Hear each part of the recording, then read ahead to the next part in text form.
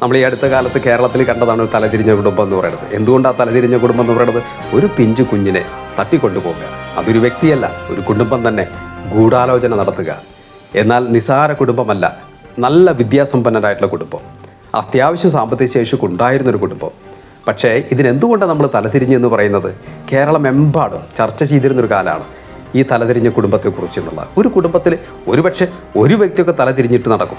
നമ്മൾ പറയാറുണ്ട് ആ കുടുംബത്തിൽ ആ കുട്ടി മാത്രമാണ് തലതിരിഞ്ഞിട്ടുള്ളത്. തലതിരിഞ്ഞ് എല്ലാവരും ഒരു തെറ്റായ മാർഗത്തിലൂടെ പോകുന്നു. ജീവിക്കുമ്പോൾ ഇത്തിരി ബുദ്ധിമുട്ടുകളൊക്കെ ഉണ്ടാവും, നമ്മളത് മനസ്സിലാക്കുന്ന കാര്യമാണ്. പക്ഷെ ആ ബുദ്ധിമുട്ടുകളൊന്നുമേ സഹിക്കാൻ പറ്റില്ല. എപ്പോഴും നല്ല അന്തസ്സുണ്ടായിരിക്കണം, നല്ല സമ്പത്തുണ്ടായിരിക്കണം, മാന്യന്മാരായിട്ട് ജീവിക്കണം എന്നൊക്കെ ചിന്തിച്ച് കുബുദ്ധി എന്ന് പറയില്ലേ, സുബുദ്ധിയല്ല കുബുദ്ധി എന്ന് പറയുന്നത്, ആ കുബുദ്ധിയിൽപ്പെട്ട വർഗ്ഗങ്ങളാണ്. അതുകൊണ്ട് അവരെ തലതിരിഞ്ഞ വർഗ്ഗങ്ങൾ എന്ന് പറയുന്നത്. നിസാര കാര്യത്തിന് വേണ്ടി ഇപ്പോൾ എന്ത് സംഭവിച്ചു? ആ കുടുംബം തന്നെ തകർന്നൊരവസ്ഥ ഉണ്ടായി. നമ്മളെപ്പോഴും മനസ്സിലാക്കേണ്ട ഒരു കാര്യം, എല്ലായ്പ്പോഴും വലിയ സന്തോഷവും അതുപോലെ വലിയ പേരും പ്രശസ്തിയും എപ്പോഴും നമുക്ക് ലഭിക്കണമെന്ന് നിർബന്ധമില്ല. അതൊക്കെ താനേ വരുന്ന കാര്യങ്ങളാണ്. അതിനു വേണ്ടി തട്ടിപ്പറിക്കാൻ വേണ്ടി നിന്ന് കഴിഞ്ഞാൽ തീർച്ചയായിട്ടും കുടുംബം ഒന്നടങ്കം തലതിരിയും.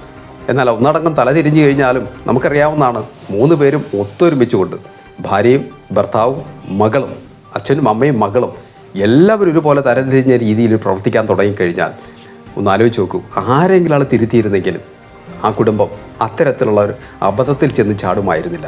അല്ലെങ്കിൽ ഇത് അബദ്ധം എന്ന് പറയാൻ പറ്റില്ല, ഈ ഗൂഢാലോചനയിലും ഈ നാശത്തിലും ചെന്ന് ചാടുമായിരുന്നില്ല എന്നുള്ളത് ഉറപ്പാണ്.